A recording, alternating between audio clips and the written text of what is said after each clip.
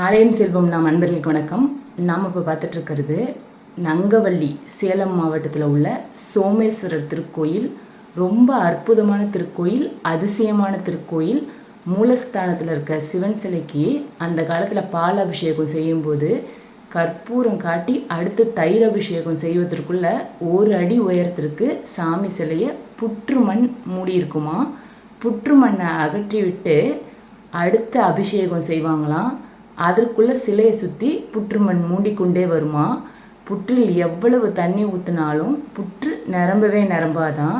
இப்போ மூலஸ்தானில் சாமிக்கு பக்கத்தில் உள்ள பாம்பு புற்று தட்டு வச்சு மூடி வச்சுருக்காங்களாம். 1000 வருஷத்துக்கு முன்னாடியே நங்கவள்ளி பகுதி ரொம்ப காடாக இருந்தது. அப்போ ஆந்திர மாநிலத்தில் உள்ள மக்கள் தங்களோட பசுக்களோட இந்த பகுதிக்கு வந்து பிழைக்க வந்தாங்களாம். அவங்களில் ஒரு பெண் வந்து ஒரு கூடையோடு வந்திருக்காங்க. கூடை கணக்க ஆரம்பிச்சுட்டு இறக்கி பார்த்தம்போது உள்ள ஒரு சால கிராம வடிவில் கல் இருந்திருக்கு. தனக்கு தெரியாமல் இந்த கல் எப்படி வந்துச்சுன்னு அவங்க யோசிச்சிருக்காங்க. அப்புறம் அதை எடுத்து வெளியே வச்சுட்டாங்களாம். அவங்க வெளியில் வச்சுட்டு திரும்ப நடந்து போக ஆரம்பிச்சிருக்காங்க. கொஞ்சம் தூரம் போனப்போ திரும்ப கூடை வந்து கனமாக இருந்திருக்கு. திரும்ப இறக்கி பார்த்தபோது அதே கல் வந்து கூடைக்குள்ளே இருந்திருக்கு. ஞாபக மறதியாக திரும்பவும் கூடையில் எடுத்து வச்சிருக்கலாம் என்று நினச்சி திரும்ப அதை எடுத்து வெளியில் எடுத்து வச்சுட்டு அப்புறம் நடந்தாங்களாம். ஆனால் திரும்பவும் கூடை கனமாகவே இருந்திருக்கு. பயந்து போன அவங்க கூடையோடு அதை ஒரு குளத்தில் போட்டாங்களாம். அதுக்கப்புறம் அந்த கல் லக்ஷ்மியின் வடிவத்தை கொண்டுள்ளதுன்னு ஊர் மக்களுக்கு தெரிய வர அந்த கல்லை தேடி எடுத்து பார்த்து பாம்பு பூட்டுடன் லக்ஷ்மி வடிவ கல்லை கண்டிருக்காங்க. அதற்கப்புறம் கீற்று ஓலைகளால் பந்தல் அமைத்து அந்த லக்ஷ்மி சிலையை பிரதிஷ்டை பண்ணி வணங்கியிருக்காங்க. ராஜகோபுரத்தோட வாயிலில் உள்ள நுழைஞ்சு போனோன்னா 2 பக்கமும் பெரிய திருவடி, சிறிய திருவடியான கருடாழ்வார் இருப்பார், அனுமன் இருப்பார்.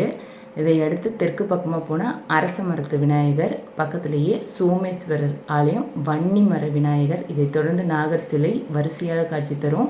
கோயிலை சுற்றி கஜவள்ளி, விஸ்வசேனர், ஆண்டாள் சந்நிதி, பக்கத்திலேயே சவுந்தரவள்ளி சமேத சோமேஸ்வரர் ஆலயம் இருக்குது. இதை அடுத்து நாகர் புற்று இருக்குது. ரொம்ப ரொம்ப அற்புதமான திருக்கோயில். இந்த கோயிலுக்கு நம்ம போயிட்டு வந்தோம்னா தீராத நோய்கள் தீரும், அனைத்து ஐஸ்வர்யமும் கிடைக்கும், திருமண தடை நீங்கும், பெண்களுக்கு குழந்தை பாக்கியம் கிடைக்கும், பிரச்சனைகளுக்கு தீர ஈசனை வேண்டிக்கிறாங்க. ரொம்ப ரொம்ப அற்புதமான திருக்கோயில். இந்த கோயில் வந்து சேலத்துலேருந்து 36 கிலோமீட்டர் தொலைவில் நங்கவள்ளியில் இருக்குது. பஸ் ஃபெசிலிட்டிஸ் நிறைய இருக்குது. நீங்கள் தனியாக வண்டி வச்சுட்டு போனாலும் போகலாம். இது போல் அதிசயமிக்க அற்புதமான திருக்கோயில்கள் தமிழ்நாட்டில் ஏராளம் இருக்குது. எல்லோரும் இதை அறியணுன்னு தான் நான் போட்டிருக்கேன். உங்களுக்கு வாய்ப்பு இருந்தால் நிச்சயம் பார்த்துட்டு வாங்க. இது போல் கோயில்களுக்கு போக போக தான் நமக்கு நம்பிக்கைகள் ஜாஸ்தி வரும், பாசிட்டிவிட்டி அதிகம் கிடைக்கிற இடம் கோயில்கள் மட்டும்தான். எனக்கு தெரிஞ்சு நல்லதே நடக்கும்.